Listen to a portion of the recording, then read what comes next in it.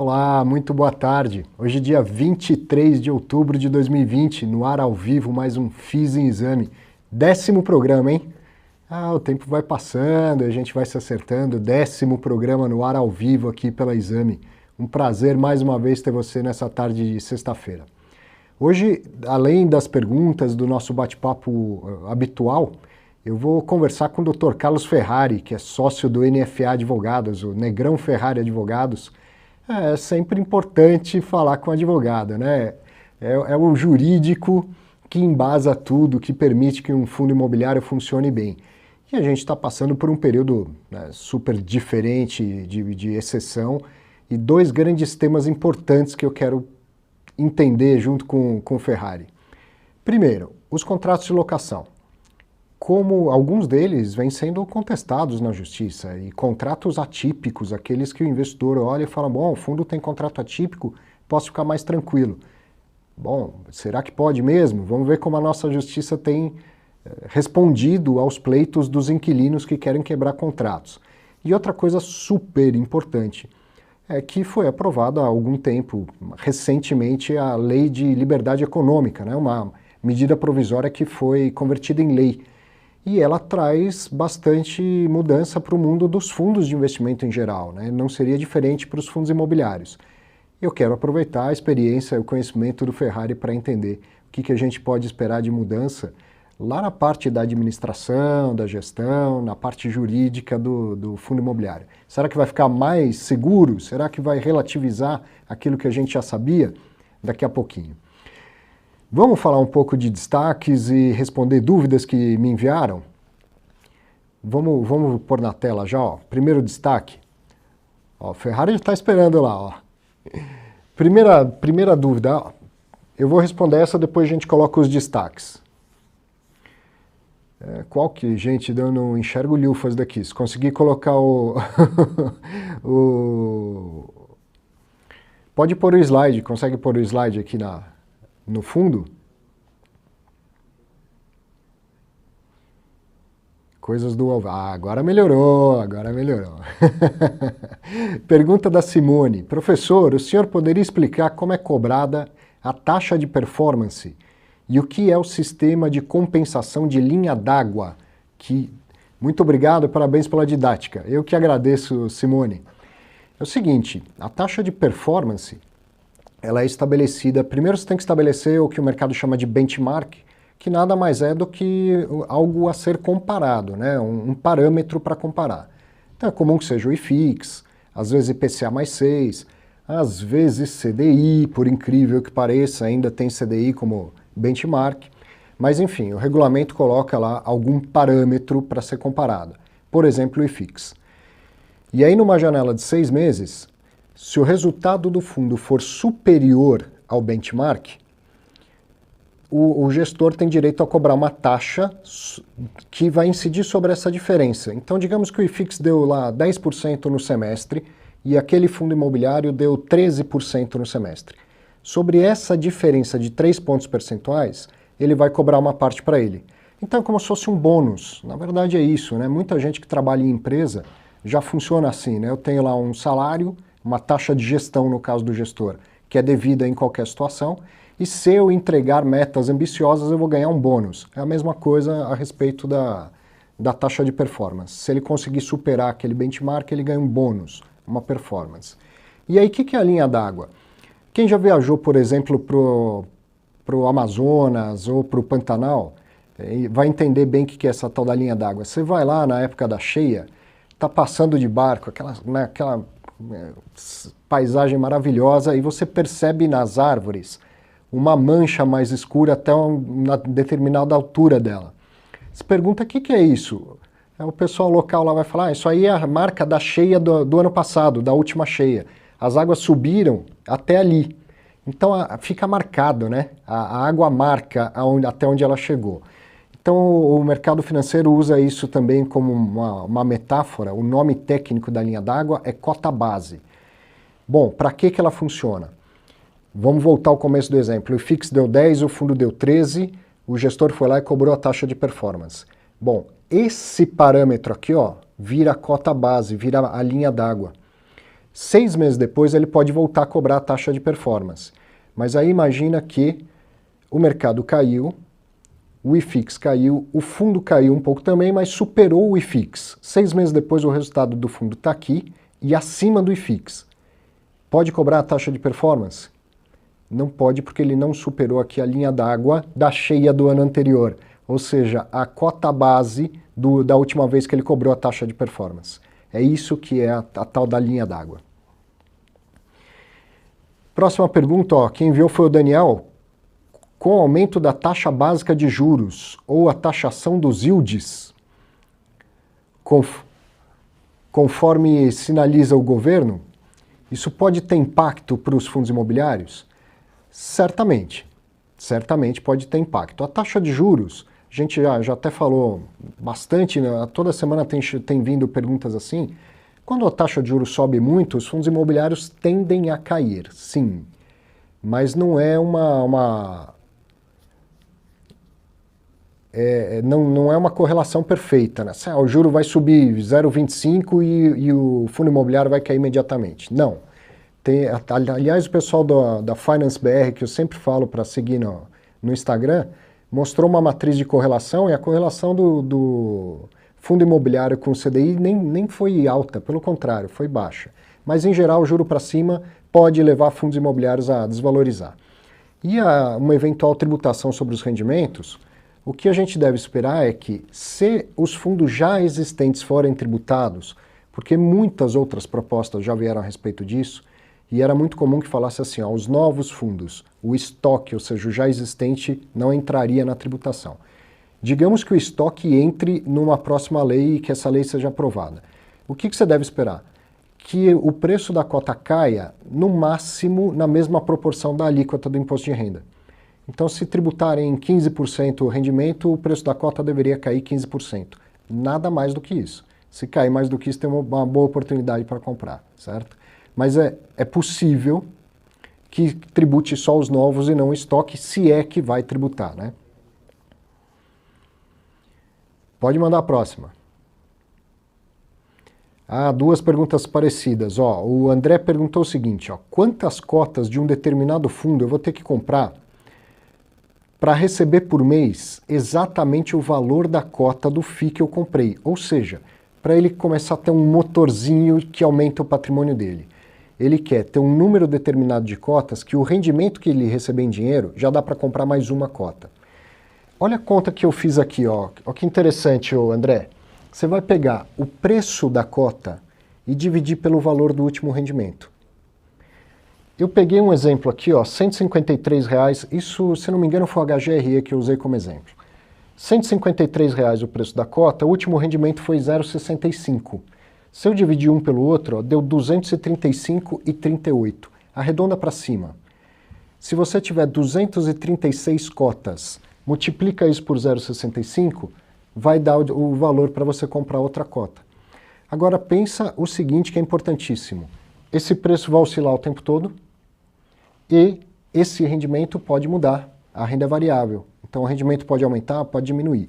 Então essa conta te ajuda a fazer o seu planejamento, tá? Mas ela não é perfeita porque os parâmetros dela vão mudar o tempo todo na bolsa, principalmente o preço. Aí tem uma outra pergunta bem parecida, ó, que foi sobre, olha aqui, ó, quanto rende R$1.000 no fundo MXRF11? Quem perguntou foi o Daniel. Trouxe 3 contas para responder essa pergunta, Daniel. Primeiro, você não faz exatamente uma aplicação de R$1.000 no fundo, você compra a quantidade de cotas possíveis com R$1.000. Então, com a primeira conta que eu fiz aqui, ó, eu peguei os seus R$1.000 e dividi pelo último preço da cota. E aí, deu 93,63 cotas. Não dá para comprar a fração, então daria 93 cotas para você comprar. Quanto que isso vai te dar em dinheiro de rendimento? Pega a quantidade de cotas, multiplica pelo valor do último rendimento, você vai ver quanto em dinheiro você vai receber.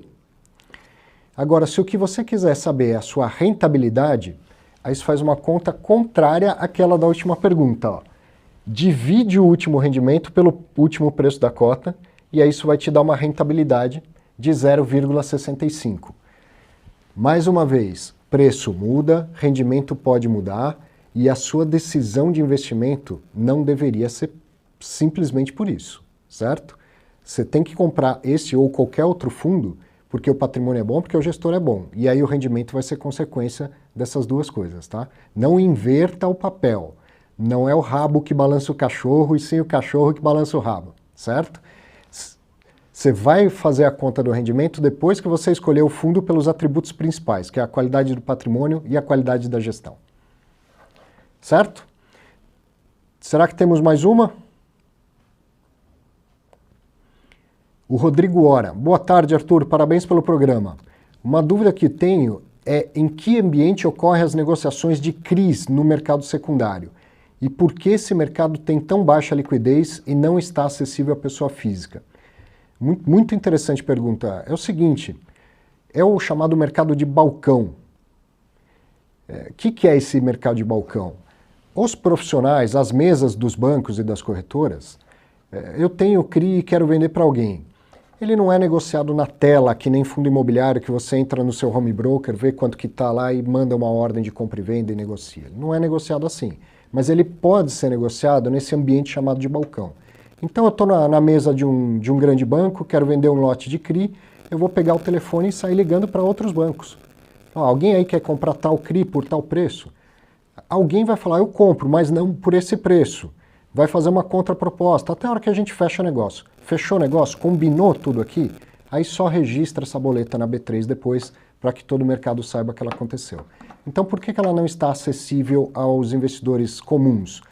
Porque não é o que se chama de liquidez de tela que acontece no mercado de bolsa, que qualquer pessoa pode enviar a ordem. Quem pode enviar a ordem para o mercado de balcão? Na verdade, a ordem já chega, o negócio já chega realizado.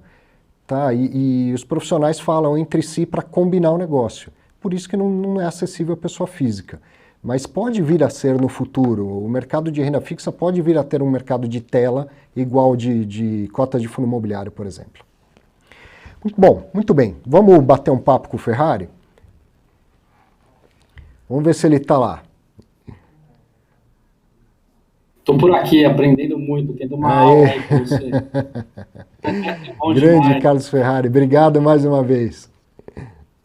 Obrigado você pelo convite. Estreando, eu fiz em exame, hein? Parabéns pelo programa, parabéns pelo novo ambiente, pela nova casa. Eu tenho acompanhado os programas, estou até aqui ficando feliz por fazer parte de entrevistas, entrevistados tão bacanas aí até agora. Isso aqui, essa régua só aumenta, né? Uma grande responsabilidade aqui. Pode ter certeza que você contribui para aumentar, para subir a régua aí. Pode ter certeza. Obrigado. Você é muito gentil. Ferrari, por onde a gente começa? Por exemplo, a lei da liberdade econômica, ela está aprovada, ela já deveria surtir efeitos no mercado de fundos imobiliários, por exemplo, mas ainda não está surtindo efeito. Então, queria que você explicasse o porquê e o que a gente pode esperar de mudança no mundo dos fundos imobiliários. Tá ótimo. Acho que essa lei é uma lei muito bem-vinda, né? Ela veio, de maneira geral, trazer algumas afirmações, algumas regras, né, voltadas praticamente para valorizar a boa-fé. Olha que coisa quase que óbvia. Muita gente falou, olha, é óbvio, né? A LLE ela é óbvia, ela é simples, ela já tem quase tudo aquilo que já estaria de alguma maneira na Constituição, mas ela trouxe alguns detalhes que pouca gente imaginou que seria tão útil, né? Tipo, a validade de assinatura digital ou instrumentos digitais, né? Olha quanto a gente tem utilizado desse tipo de regra a partir de agora, sem imaginar que ela seria tão aplicada ou tão utilizada desde já, né? E no mundo dos fundos em geral, ela trouxe uma informação, parece também simples, que é bastante diferente, né? Ela passa a constituir o fundo uma nova natureza tanto de condomínio especial. Os fundos passam a ser regidos ou estabelecidos de maneira especial dentro do Código Civil.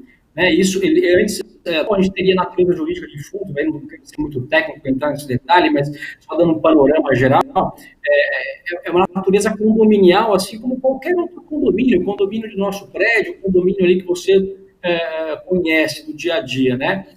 E agora não, agora vai ter um condomínio especial, com regras próprias. Ah, mas o que isso muda? É uma série de detalhes, uma série de questões pontuais, mas, por exemplo, você não pode, como cotista, exigir a dissolução do condomínio. Isso é um direito, por exemplo, que cabe ao condomínio de um edifício, um condomínio de uma situação condominial em geral, né? Você tem mais de uma pessoa titular daquele bem, a lei assegura, né, que ele entre com uma ação na justiça e possa, por exemplo, fazer uma ação voltada à dissolução condominial. Nesse caso do condomínio especial de fundos, isso não é mais jeito que o condômino, né, portanto, o cotista poderia ter. Né? Então, mas além disso, acho que entrando mais no detalhe da nossa vida de fundos imobiliários, a gente ganha um reconhecimento até pela lei de atividade econômica, na medida que ela trouxe como inovação a possibilidade de você ter um investimento, você ser um cotista, na qualidade de responsabilidade limitada. O que quer dizer isso? Olha, eu sou cotista de um fundo e agora, a partir dessa lei, em teoria, né, você teria, portanto, a limitação da sua responsabilidade como cotista. Agora, isso para os fundos imobiliários já era uma verdade. A 8668 já traz essa informação nela, portanto, os fundos imobiliários eles já têm essa prerrogativa, já têm essa qualidade. Então, nesse aspecto, o pioneirismo da 8668 veio só ser ratificado hoje, né, com a lei da liberdade econômica, trazendo essa mesma possibilidade de você ter limitação de responsabilidades para outros fundos e cotistas de outros fundos, né? Então, assim, essa informação de limitação de responsabilidade ela é muito importante para a segurança jurídica de cotistas e de investidores, uma regra geral. E nos fundos imobiliários isso já era dado, né? Uma informação que a gente já convive com ela há bastante tempo. Ele protege, a 868 protege muito o cotista. Né? A gente viu isso acontecer, talvez, agora na pandemia, você vê os imóveis vacantes, imóveis vazios, ou uma queda nos dividendos. Poxa, como é que o cotista vai ficar em relação a esses problemas? Você pode ser chamado a colocar dinheiro, você vai ter algum risco em razão desse cenário?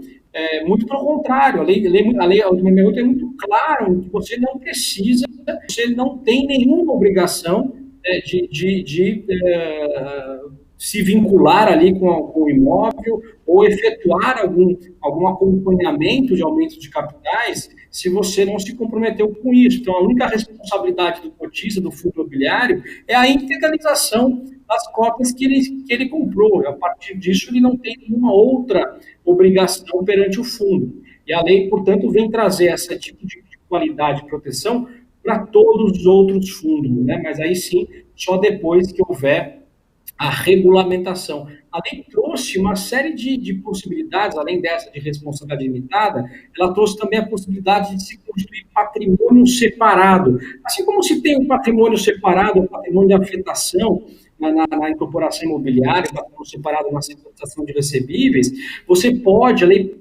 faz a possibilidade de você criar esses patrimônios separados para cada cotista e para cada ativo dentro do fundo. Então, você poderia criar um vínculo patrimonial entre uma série de cotas e um patrimônio investido. Hoje, são um patrimônio único, né, investido, claro, naquela comunhão de interesses de todos os cotistas. Então, você tem uma comunicação dos bens do patrimônio do fundo com os investidores, com os cotistas. E a lei passa a permitir, portanto, que você separe, que você segregue determinado ativo para determinada cota ou determinado cotista. Ela permite, né, a criação desse tipo de situação. Isso é muito importante, isso vai eventualmente trazer vantagens do ponto de vista de economia de custos, de você reduzir né, custo de administração, custo de despesas com custódia, você vai ganhar uma escala, eventualmente, em cima dessa estrutura. Você vai ter fundos maiores, fundos que têm ali uma composição importante, mas que os riscos a cada ativo pode ficar vinculado, portanto, a cada cotista ou a cada natureza específica daquele cotista, né? Outra situação que ela enxerga ainda na limitação de responsabilidades, trazer a possibilidade de você regrar os direitos e obrigações, as responsabilidades e as regras atinentes a cada prestador de serviço. Então, se o gestor tem uma competência, o administrador tem outra competência, eles podem contratualmente, a partir dessa legislação, estabelecer os limites dessa prestação de serviço. Quem é que vai ser responsável pela aquisição de ativos? Quem é que vai ser responsável por a determinação dessa ou daquela situação no fundo, né? Hoje o administrador é responsável por tudo, né?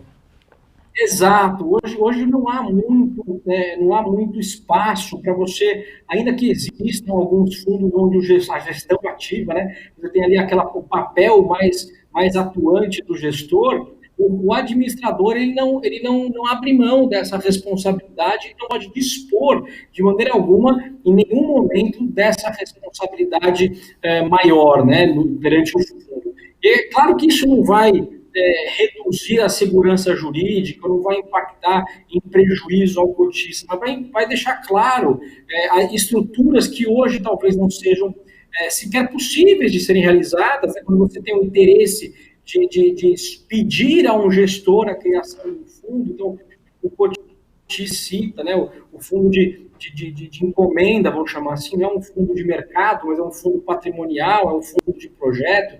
Então, nesse tipo de estrutura, talvez o administrador, não foi ele que quis lá oferecer um produto ao cotista, né? É uma ótica diferente, é um produto de mercado de capitais que tem uma vocação própria, portanto a legislação precisa evoluir e precisa oportunamente aí ser regulamentada. Aí falando da questão de por que isso não está em vigor ainda, porque essas regras, veja, para fundo imobiliário, a lei é um pouco genérica, né? Ela faz ali a regra para fundos em geral.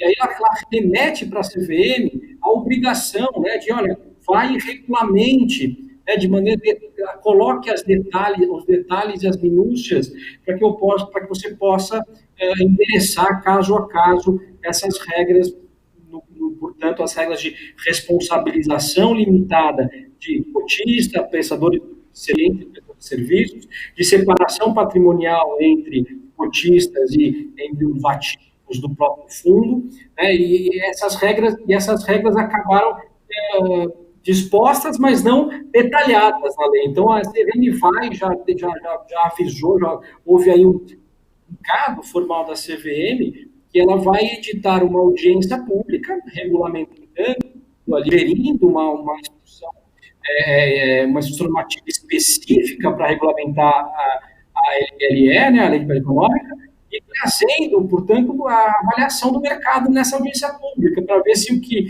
a CVM faz de leitura está em linha com aquilo que o mercado espera, o mercado pratica e já enxerga, né, como questões importantes a serem já determinadas ou colocadas pela CVM.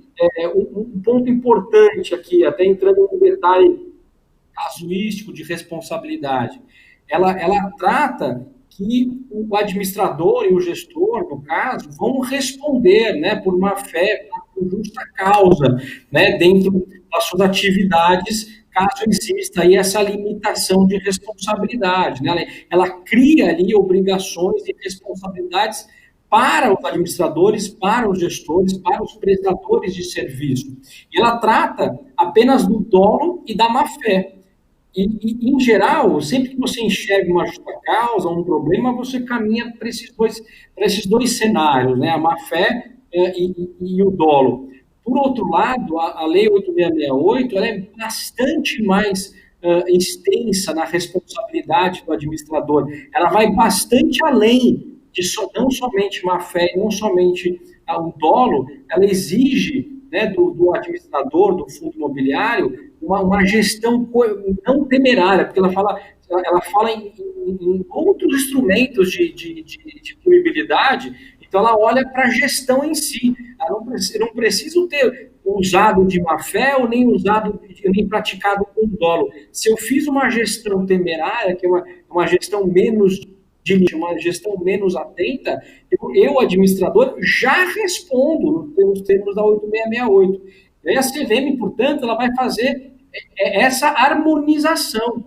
A gente enxerga normas, uma mais anterior, bastante mais anterior, a 8668, que estabelece obrigações e responsabilidades para o administrador, e essa norma nova que vem trazer a possibilidade da limitação de responsabilidades, excepcionando a má-fé e o dolo. Então, como é que eu interpreto essas duas? Ela vai superar, ela vai ultrapassar, ela vai revogar a lei anterior? Não. O entendimento que a gente pode já construir aqui, e parece que vai ser um caminho a ser tratado, é da harmonização. Então, a CVM sabe que parte daquilo que já está na lei econômica pode ser até aplicado e alterado em regulamentos de alguns fundos, por exemplo, mas se você alterar alguma coisa agora, né, você vai lá e mexe, modifica o regulamento, e depois vem a CVM e regulamenta, que ela já disse que vai fazer isso, e a norma também traz isso de forma expressa, exigindo que a CVM regulamente, portanto, essas regras da lei de valia econômica, você pode ter alguma sobreposição de norma, um conflito da regra que eu fiz a leitura de maneira superficial e a CVM vem detalhar e harmonizar com um arcabouço jurídico completo. Seja, tem que olhar. A 472 vai engordar um pouquinho, né? Porque ela vai ter que falar agora do administrador, do gestor, do consultor, do avaliador, né? Vai ter que estabelecer todas as responsabilidades, né? É isso. Quais responsabilidades eu não posso abrir mão, quais eu posso, quais são disponíveis ou serão disponíveis em alguma medida, em alguma escala, tá certo? E sempre em harmonia com, no caso do fundo imobiliário, que também é uma exceção a outros fundos, talvez aí a CVM está olhando se ela vai fazer uma única norma, se ela vai ter que alterar, essa única ela vai alterar as instruções próprias de fundo, certamente vai caminhar um pouco nesse sentido, parece mais coerente. O fundo imobiliário é o fundo típico, né? Ele tem lá uma regulamentação própria em lei. Não é comum isso nos outros fundos, nos demais fundos, tá certo? Então, assim, a gente tem duas normas legais, a 8668 e agora a Lei de Valia Econômica, que versam sobre responsabilidade de fundo imobiliário. Você tem ali uma aplicação dessas duas regras que vão conviver de forma harmônica, né, da melhor interpretação. Então, assim, eu acho que assim, a boa notícia é que ela veio usar, talvez, um bom exemplo, né, de segurança jurídica do fundo imobiliário para que ele se replique, para que ele se estenda, né, para outros fundos, né, os fundos 55, os fundos de participação, os FDICs, enfim, outros fundos de investimento que vão poder também se utilizar por exemplo, dessa limitação de responsabilidade do cotista, né, que hoje é muito clara, é muito forte, é muito eficaz no fundo imobiliário. Você vem mais dinamismo amparado por mais segurança jurídica, é mais ou menos essa a interpretação que eu faço disso tudo que você está explicando, né? O produto vai ficar mais dinâmico, eu vou conseguir ter produtos com perfis de risco diferentes, mas para endereçar para o público certo, né? Separar, inclusive, a responsabilidade de cotista e tal, e ao mesmo tempo ele permite esse dinamismo, mas com embasamento jurídico melhor, mais bem detalhado, o que deixa o produto mais seguro até, né?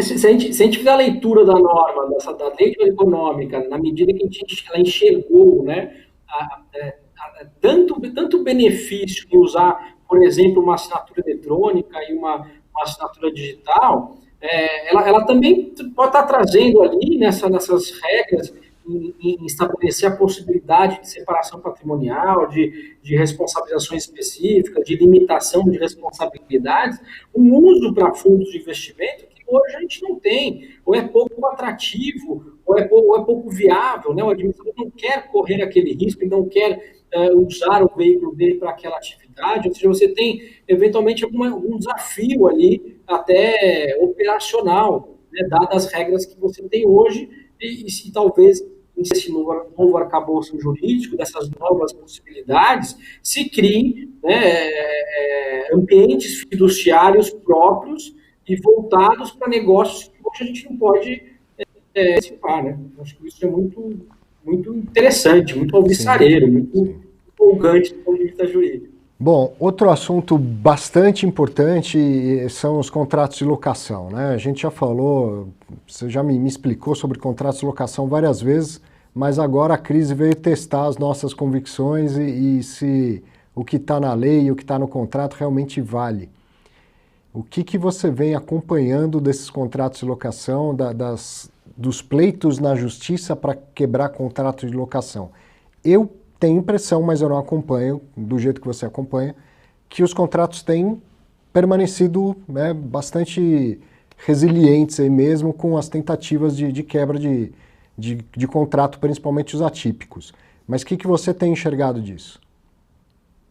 Não, bacana a sua percepção, né? Você vê que talvez seja coerente um pouco com o estudo empírico, o que é bom, né? Do ponto de vista de objetivo, é um pouco por aí. O Ibradim, né, que eu faço parte ali, sou presidente da Comissão de Mercado de Capitais do Ibradim, do Instituto Brasileiro de Direito Imobiliário, ele acompanha, né, nas suas comissões, essas decisões. Ele faz ali um mapeamento, ele faz um acompanhamento aprofundado do que está acontecendo no judiciário. Ele conseguiu mapear algo em torno de 500 processos no início da pandemia, processos desses que visam ou têm o propósito ali de renegociar a locação ou pedir a rescisão da locação, né? Então, assim, tem ali a tal da ação revisional, né? A ação que busca você alterar o preço, essencialmente, daquilo que está sendo alugado. Esse grupo de ações, ela se debruça, né?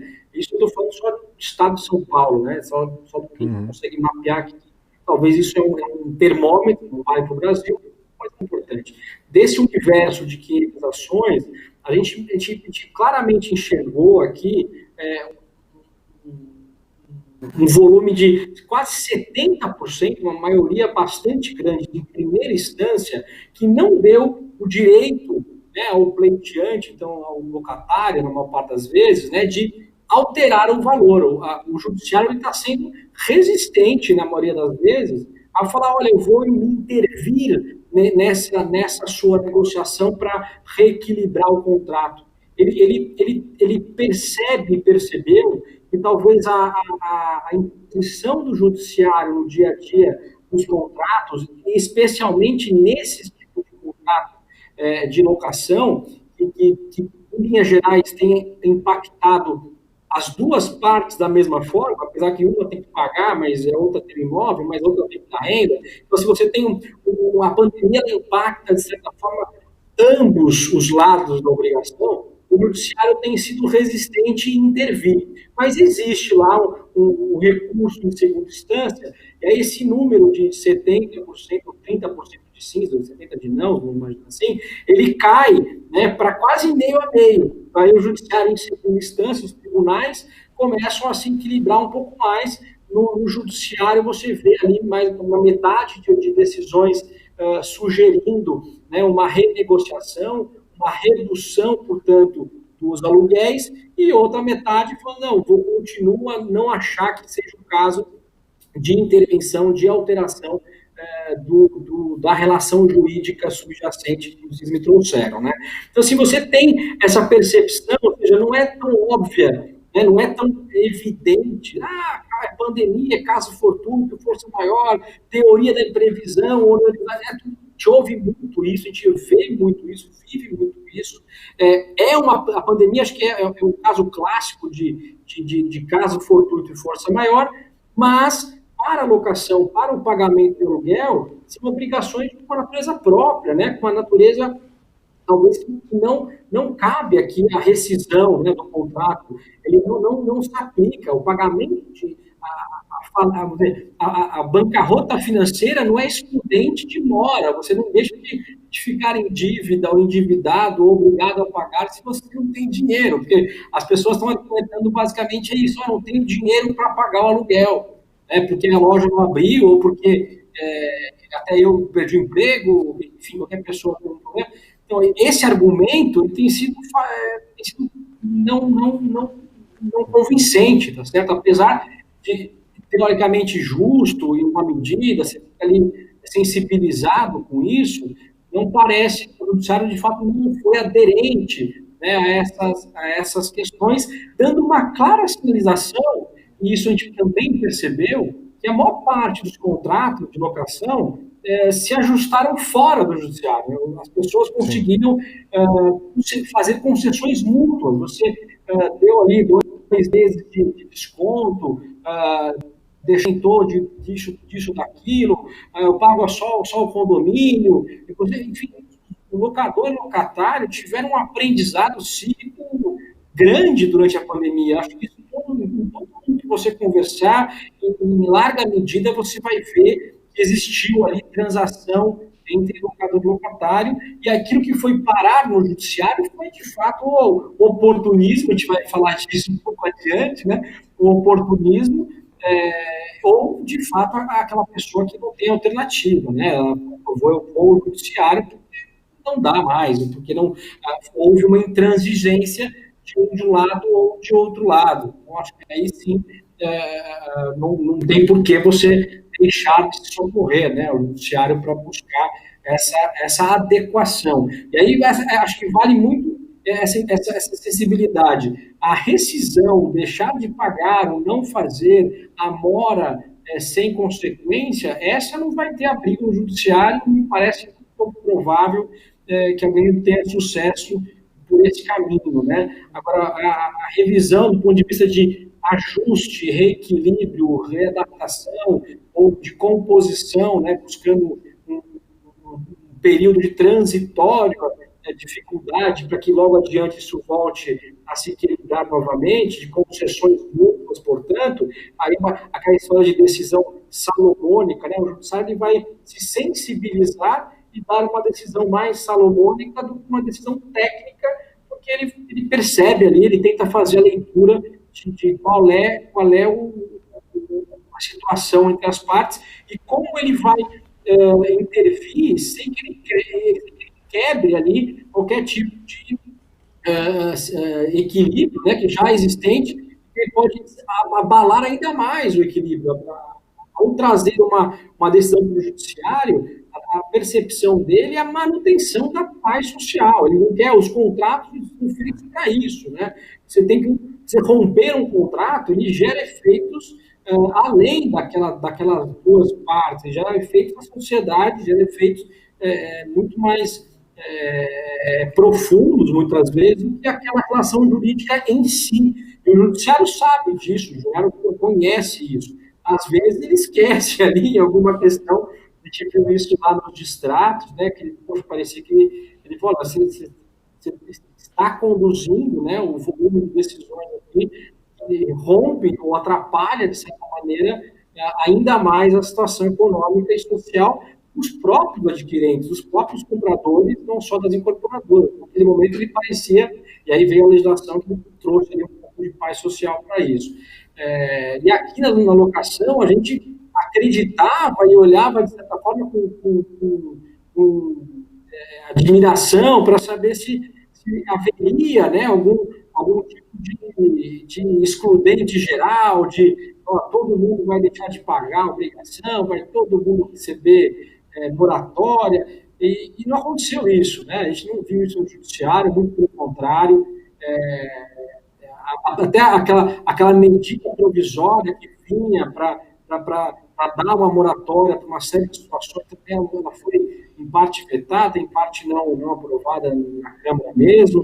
Então, assim, nem o Legislativo, nem o Judiciário tiveram maiores consequências não desejadas aí, né, nas suas atribuições, e talvez na nossa visão aqui não teve nenhum grande desvio imprudente ou que tenha causado uma luz vermelha, uma luz amarela, no conhecimento da jurisprudência que temos a esse respeito, né?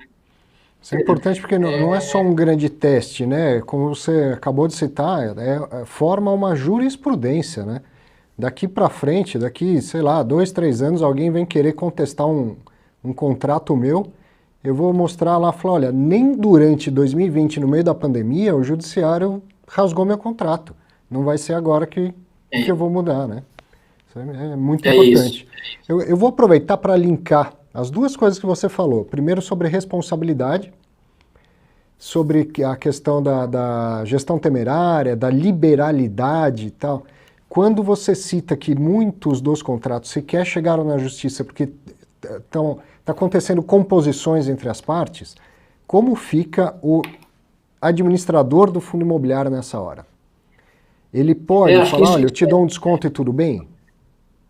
É isso, é perfeita essa tua pergunta, e a gente acompanhou exatamente esse desafio. Hoje é fácil, né? Parece que está mais fácil falar disso, mas naquela hora, naquele momento, poxa, como é que fica, né? E aí eu acho que o grande alerta, a grande informação, e até foi dado no seu programa em algum momento, a gente falou desse tema, em cima ali do calor do momento, a gente falou assim, olha, a liberalidade, na prática eles deram e continuam dando descontos, né? Então eles têm que dar descontos.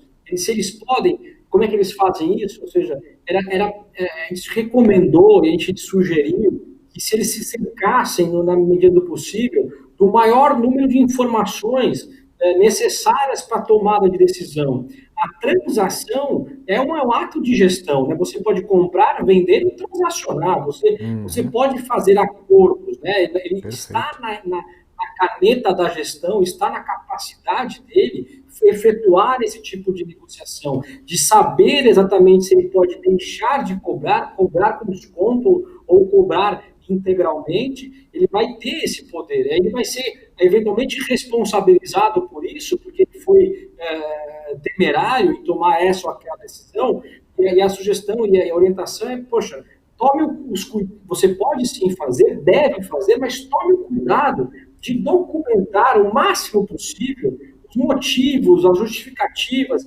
aquilo que você teve nas suas mãos para tomar aquela decisão. A decisão instruída, né, tomada pelo gestor, ela não vai ser nem ato de liberalidade, nem arbitrária, ela vai ser motivada pelas circunstâncias, motivada pelo ambiente que você tinha naquele momento. Então, isso faz sentido, isso é permitido e é valorizado pelo bom gestor. E o que a gente viu? Eles rapidamente fizeram algum tipo de assembleia para comunicar o fato, para comunicar a existência de descontos, atribuíram em reuniões internas fechadas entre o gestor e seu grupo um limite de concessão de desconto. Você pode dar até 42% de desconto. Ele fez uma viabilidade. Ele sentava para negociar com cada um dos lojistas. Não é que ele foi lá e passou a régua para todo mundo. Olha, todo mundo do shopping vai pagar e está tudo certo. Muito pelo contrário, a decisão foi caso a caso, casuística, individual, para cada lojista, com cada impacto. Então, se o lojista é uma farmácia, ele foi impactado positivamente. Se o lojista é uma empresa de turismo, ele foi impactado negativamente. Né? Então, você pode ter as duas lojas lá, a loja de venda de passagem e a loja que vende remédio dentro do shopping, você não pode efetuar o desconto da mesma maneira. Né? A regra do contrato vale igual para todos, mas a exceção, a excepcionalidade, ela vai ser casuística com cada um. E é claro, mas o outro teve, eu não tive. Aí começa um jogo de você criar, né, alguns freios, algumas acomodações, um equilíbrio aí entre os diferentes, no caso do shopping center, mas pode ser lojas de rua, pode ser outras situações, lajes corporativas, escritórios, enfim, cada situação que o gestor se viu ali diante para enfrentar, ele usou desses critérios, usou dessa ferramenta de viabilidade, de informação e de decisão instruída para poder, sim, transacionar e evitar, talvez, um prejuízo maior e até se alongar no judiciário uma decisão ruim, ou correr até o risco de uma decisão que às vezes não é proveitosa para nenhum dos Mas, lados. o Ferrari, isso inclui eu como administrador, eu posso deliberar por abrir mão de receita do fundo? Uma coisa é eu falar assim, ó, inquilinos, não me paguem agora e me paguem daqui a um ano. Eu estou diferindo a receita do fundo. Agora eu posso falar assim, eu perdoo, você não me paga, ou você ficar 3 meses pagando só metade e tudo bem, eu perdoei a outra metade. Ele pode fazer isso, abrir mão de receita do fundo, de receita contratada do fundo. Perfeito. Eu entendo que sim, tá? Eu entendo que o dever fiduciário ele é em benefício do interesse dos cotistas. Aí vai depender de cada regulamento. Você tem regulamentos mais ou menos limitados no ato de gestão, mas no fundo que tem uma gestão ativa, né? Uma gestão dinâmica do gestor, ele pode, ele vai ter essa capacidade. Né?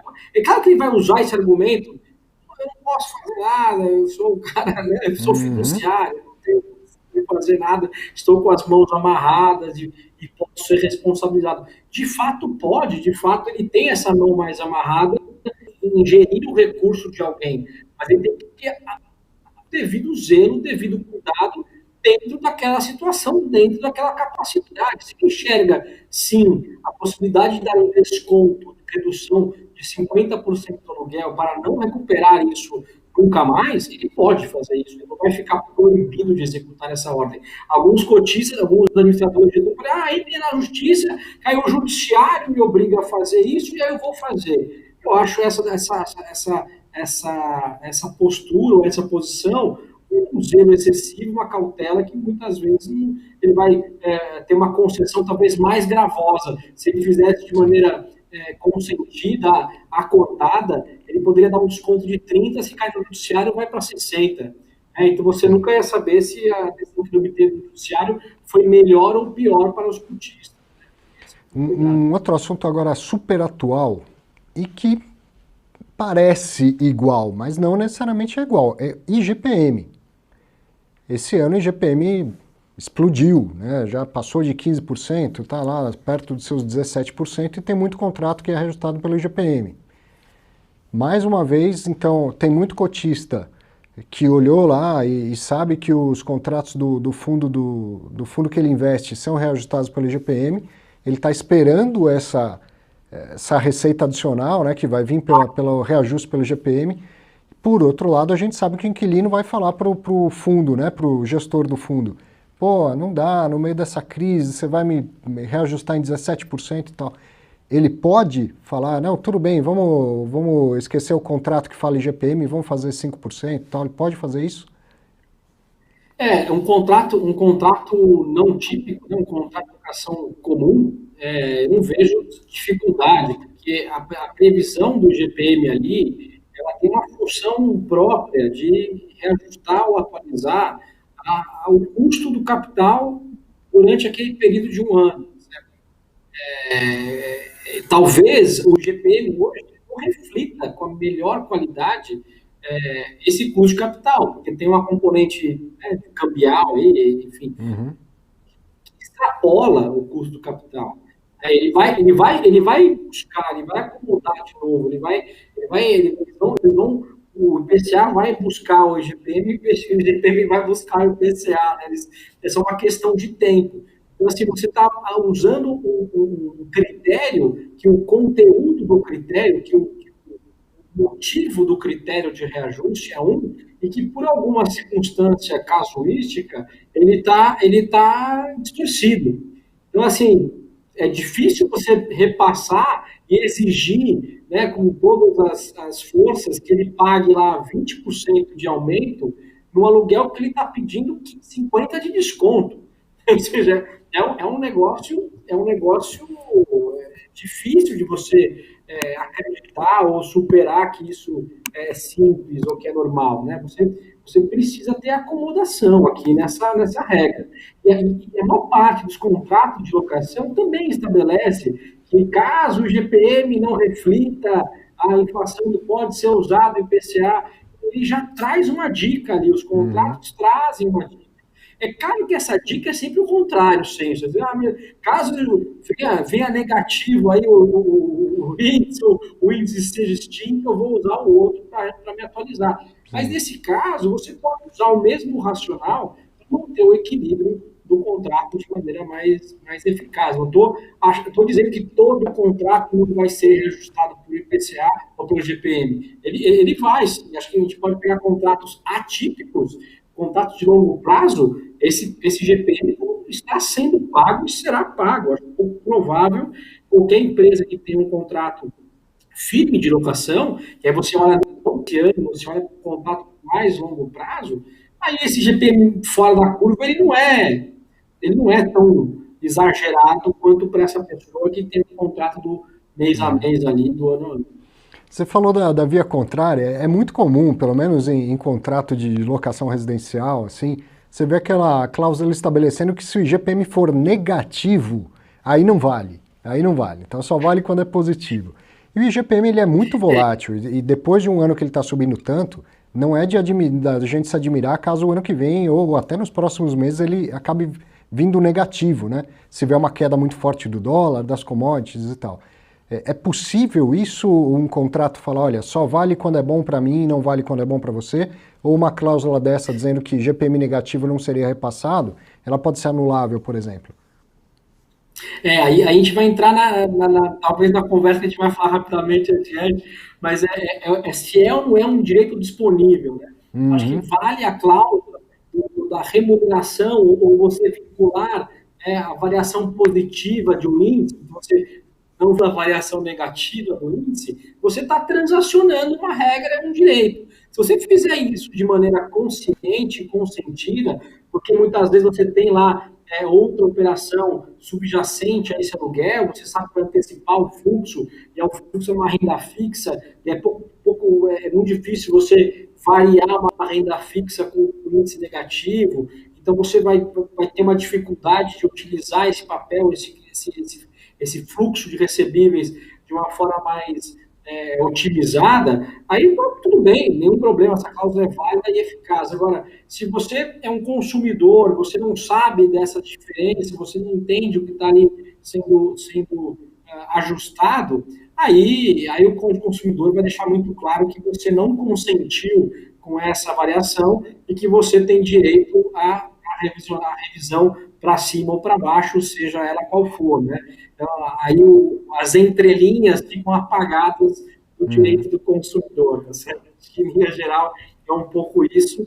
Aí basta o caso a caso. Que tipo de contrato você tem em suas mãos? É um contrato de consumo, a locação vai ter ali alguma modalidade nesse sentido, ou não? É um contrato cível e você está ali, de uma maneira, fazendo um contrato consciente dessas regras, né? Então, essa variação aqui, ela pode ter diferença sim, é válido, é eficiente, é eficaz, um contrato com variação apenas positiva, excetuada aí as obrigações do consumidor.